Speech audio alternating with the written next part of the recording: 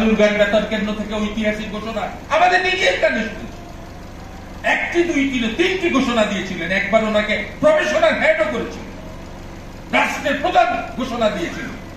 শেষ ঘোষণাটি যেটি সর্বত্র আমরা শুনেছি, সেই ঘোষণাটি ওই তৃতীয় ঘোষণার পরে, তৃতীয় ঘোষণার সময় চট্টগ্রামের নেতা জহুর আহমেদ চৌধুরী, আব্দুর রশিদ, তারা এসে বললেন, জিয়াউর রহমান সাহেবকে বললেন যে ভাই, আপনি তো ঘোষণা দিয়েছেন, জাতিকে উদ্বুদ্ধ করেছেন, বিরাট কাজ করেছেন, একটি ছোট্ট একটি নাম যুক্ত করে দিলে পরে এই মুক্তিযুদ্ধটা অত্যন্ত বেগবান হবে, মানুষ ঝাঁপিয়ে পড়বে। জিয়াউর রহমান সাহেব বললেন, কার নাম কি? তখন বললেন শেখ মুজিবুর রহমান সাহেব। কোন অপেক্ষা করেন নাই, কারোর সাথে পরামর্শ করেন নাই, সাথে সাথে কলম নিয়ে তার ওই ঘোষণা কেটে, তার ঘোষণাটা, আর্মি অফিসাররা তো ইংরেজিতে পারদর্শী ছিল, পাকিস্তানের আর্মি অফিসার, আমাদের এখানকার এখন বাংলাদেশ আর্মি অফিসার তারা ইংরেজিতে পারদর্শী। তখন ওই তার ওই ইংরেজি ঘোষণাটা কেটে শেখ মুজিবুর রহমান সাহেব যে ঘোষণাটি আমরা শুনেছিলাম, I hereby declare independence of Bangladesh on behalf of our great leader Sheikh Mujibur Rahman, তার তো ঘোষণায় কার্পণ্য ছিল না। আওয়ামী লীগ আপনি শাসন করলেন 16 বছর, বিএনপি কে কোন চাচা করে রাখলেন, বিএনপি নেতৃবৃন্দকে জায়গা থেকে তুলে ফেলবার কথা বললেন। এটা কি পৃথিবীর ইতিহাসে কোন মুসলমান এইভাবে বলতে পারে? আপনারা বলেছেন এমন এখনো কাজ নাই গণতন্ত্রের পক্ষে আপনারা করেছেন, গণতন্ত্রকে নস্যাৎ করা, দুর্নিশ্বাস করবার জন্য করেছেন, উসমানীকে অমর্যাদা করেছেন। উসমানী সাহেবকে মর্যাদাশীল দৃষ্টিতে দেখলে আপনাদের কি ক্ষতি হইত?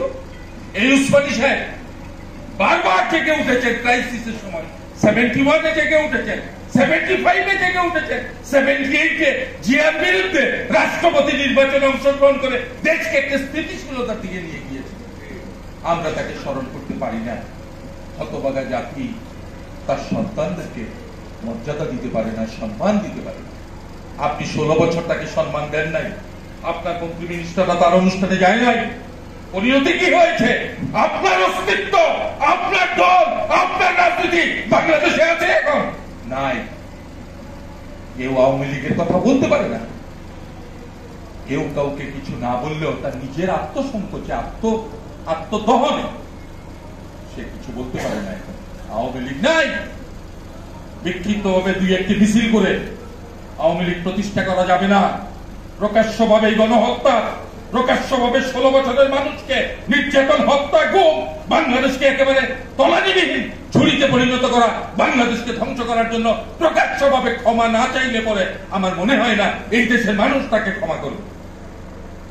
16 বছরে আপনি উসমানীকে সম্মান করেন নাই, আজকেও অন্তর্বর্তীকালীন সরকার আপনিও সেই কাজটি করলেন। একটি লোকজন আছে খুব সুললিত কণ্ঠে বলে, আছেন না, বলে দিলেই তো হইত, সাথে সংঘাত, রাজশাহী, চট্টগ্রাম সংঘাত বেঁধে যায়, তুচ্ছ ঘটনাকে কেন্দ্র করে সংঘাত হয়েছে, তুচ্ছ। রাত 12টার সময় এক ছাত্রী হোস্টেলে যাবেন, দারোয়ান বলেছে না রাত হয়ে গেছে যাবেন, এই নিয়ে তর্ক বিতর্ক, ঠেলা ধাক্কা, তারপর মারামারি, ছাত্র ভার্সেস গ্রামবাসী মারামারি, কেউ কেউ মৃত্যুও বরণ করতে পারে। ইউনিভার্সিটিতে কম্বাইন্ড ডিগ্রি, একত্র ডিগ্রি করার জন্য ওখানে আন্দোলন, চারিদিকে আন্দোলন। এই গত 2-3 দিন আগে নূরকে আঘাত করা, একটা রাজনৈতিক দলের নেতা রক্তাক্ত করা, এইসব বিষয় কিসের আলামত? নির্বাচনটা কি হতে দিবেন না? নির্বাচন যদি না হয়, অনির্বাচিত সরকার কি দেশ পরিচালনা করবে কিয়ামত পর্যন্ত? আমরা অনির্বাচিত সরকারদের তৎপরতা দেখি নাই, আমরা বিভিন্ন ভাবে দেখি নাই। সংবিধানের তো অন্তর্বর্তী তত্ত্বাবধায়ক সরকার ছিল, এর শাসনকে চিরস্থায়ী করবার জন্য আপনি তত্ত্বাবধায়ক সরকারকে ষড়যন্ত্র করে বিচার ব্যবস্থা দিয়ে খায়রুলকে দিয়ে বাতিল করিয়েছেন। আজকে আপনি কোথায়? আপনি না চেয়েছিলেন চিরদিন থাকবেন, আজরাইল আসার আগ পর্যন্ত আপনি বাংলাদেশের প্রধান থাকবেন, থেকেছেন, থাকেন নাই। যারা মানুষের বিরুদ্ধে ষড়যন্ত্র করে, বহু অধিকারকে কেড়ে নেয়, মানুষকে ক্ষতিগ্রস্ত করে, দেশকে ক্ষতিগ্রস্ত করে, তারা টিকতে পারে না, তারা টিকতে পারবেও না, এটা পৃথিবীর ইতিহাস।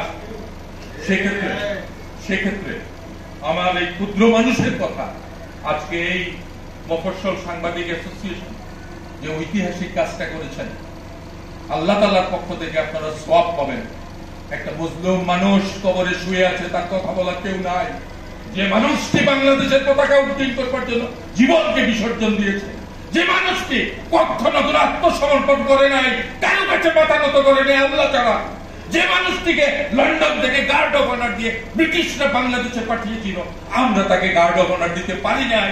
তার জন্ম এবং মৃত্যু বার্ষিকী রাষ্ট্রীয় মর্যাদায় পালন করতে হবে, তার জীবনে পাঠ্যপুস্তকে অন্তর্ভুক্ত করে বাংলাদেশের মানুষকে চিরদিনের জন্য অনুপ্রাণিত করতে হবে। এই দাবি উত্থাপন করে আপনাদের সকলকে অভিনন্দন জানিয়ে আমার বক্তব্য শেষ করছি। আপনাদেরকে ধন্যবাদ। আসসালামু আলাইকুম।